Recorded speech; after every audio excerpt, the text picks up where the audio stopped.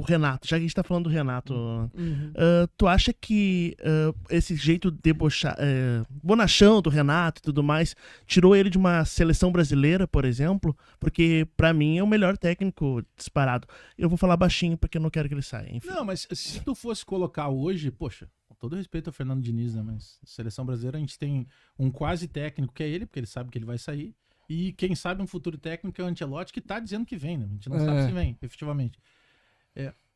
Pra mim, o ponto-chave do Renato pra seleção brasileira foi ele ter perdido a final da Libertadores pelo Flamengo. Num erro do Andrés Pereira, lembra? Que não foi Aí o erro sobra dele, pro né? Daverson meio que tropeça nos pés ali, mas pro Renato pesou muito aquilo. E tem um fato daquela situação que é o último jogo antes da final da Libertadores, que ficou marcado o Renato. E ficou marcado o Renato por ser gremista demais. Que é o jogo que ele vem a Porto Alegre. Não é que ele facilitou, ele deixou a porta aberta. E nós não conseguimos entrar.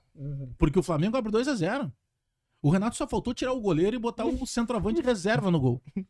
E a gente consegue empatar o jogo. Não, a câmera capta Ele ainda. pode jurar de pé junto que não fez, a gente vai saber. Só faltou botar o Vitinho no gol. Acho que ele botou errado, né? Ele botar no gol e botou no ataque. E eu que sou mais antigo, teve um outro jogo que, infelizmente, também encaminhava um rebaixamento do Grêmio, lá em 92, 91, 92, 91, que era um jogo contra o Botafogo, no Rio de Janeiro. E ele jogava no Botafogo.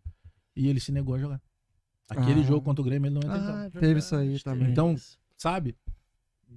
Quer dizer, não é normal, né? Isso vai além de qualquer outra coisa. E eu penso que esse jogo do Flamengo, o fato dele ter perdido a Libertadores, e aí somava já alguns dias depois desse jogo contra o Grêmio, pra mim ali ele sai do Flamengo, e ali ele meio que gela por um período a seleção brasileira, porque daí a gente falava de um Tite que ainda tava já num trabalho pra uma outra Copa do Mundo, né?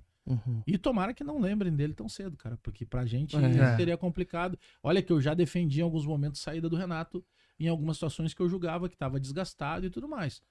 E o que veio pela frente foi terrível. Então acho que o Renato, ele não é intocável enquanto treinador, é isso que alguns torcedores não entendem. O Renato, ser humano, o Renato... Isso que a maioria dos torcedores não conhece o Renato ser humano. Tu falou a última vez que tu... O podcast da torcida do Grêmio, da torcida do Grêmio.